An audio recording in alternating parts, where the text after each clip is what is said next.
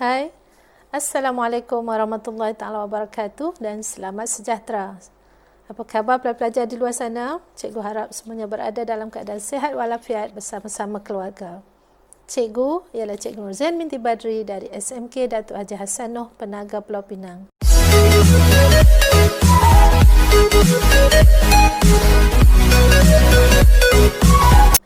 Dalam video kali ini, Cikgu ingin berkongsi kemahiran menulis yang dipelajari oleh pelajar tingkatan 4 mengikut standard kandungan pembelajaran KSSM, iaitu 3.4 menulis untuk menghasilkan sesuatu penulisan secara terancang.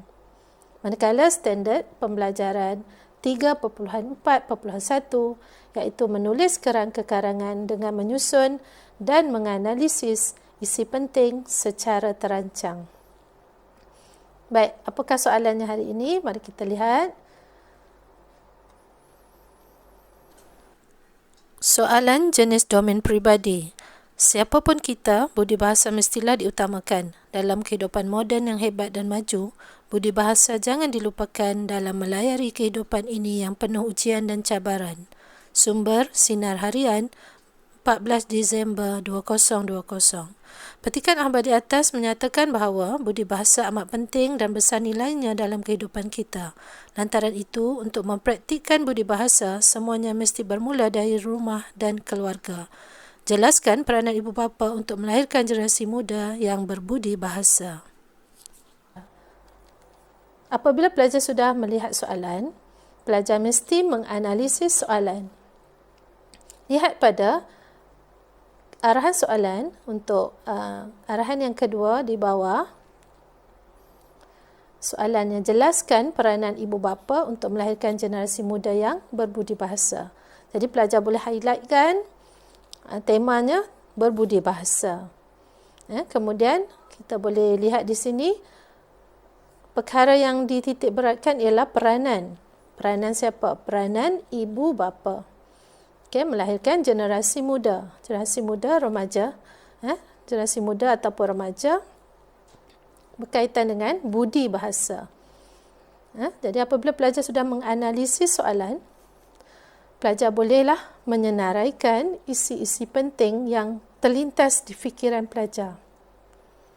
Pelajar boleh menulis lebih daripada 5 isi yang terlintas di fikiran. Contohnya isi pertama. Pelajar mesti nyatakan peranan ibu bapa ya. Jadi subjeknya ialah ibu bapa. Yang pertama, ibu bapa menjadi uswah hasanah yang terpuji kepada anak-anak.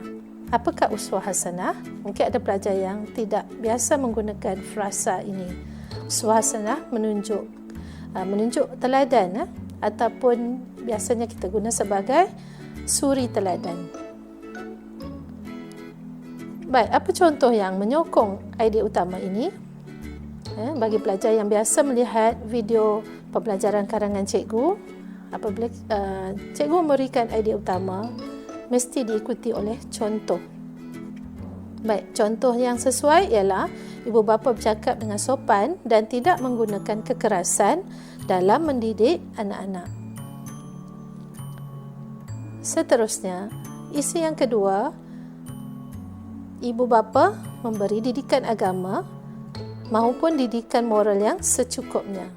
Bagi pelajar yang beragama Islam, kita akan berikan isi ataupun idea utama pendidikan ataupun didikan agama yang secukupnya.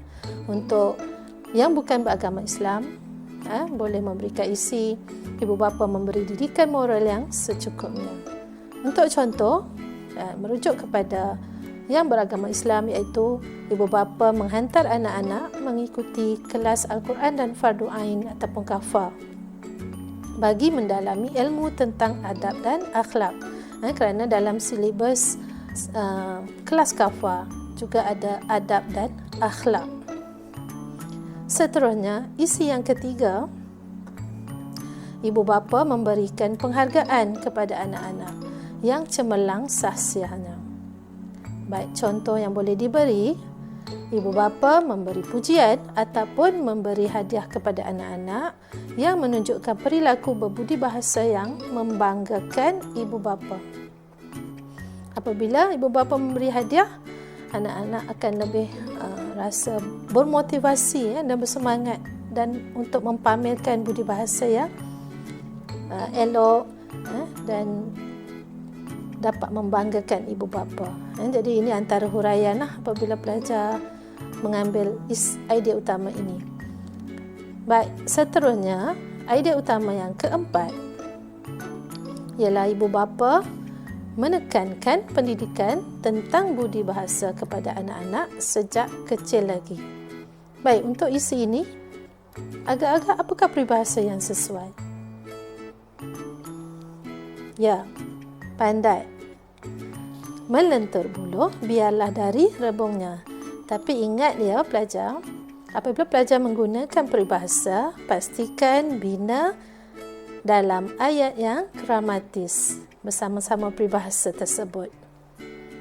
Baik, jika pelajar kurang faham, boleh lihat video cikgu yang sebelum ini, iaitu penggunaan ubi dalam penulisan. Dalam karangan pun ada picket line.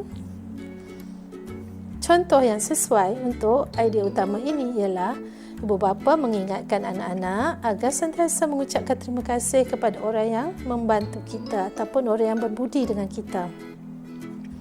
Baik, apabila ibu bapa menekankan amalan mengucapkan terima kasih daripada anak-anak kecil lagi, amalan ini akan menjadi tabiat anak-anak. Jadi apabila mereka meningkat dewasa, mereka akan sentiasa mengucapkan terima kasih kepada orang lain. Jadi ini dapat mempamerkan budi bahasa yang baik, yang elok.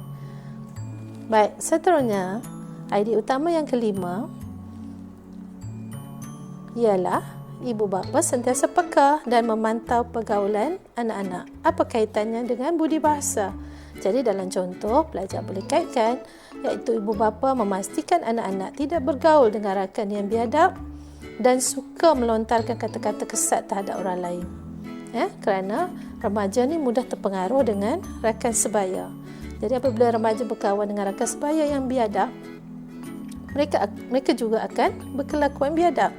Jadi ibu bapa memantau dan menasihati anak-anak agar tidak berkawan dengan mereka yang biadab ini.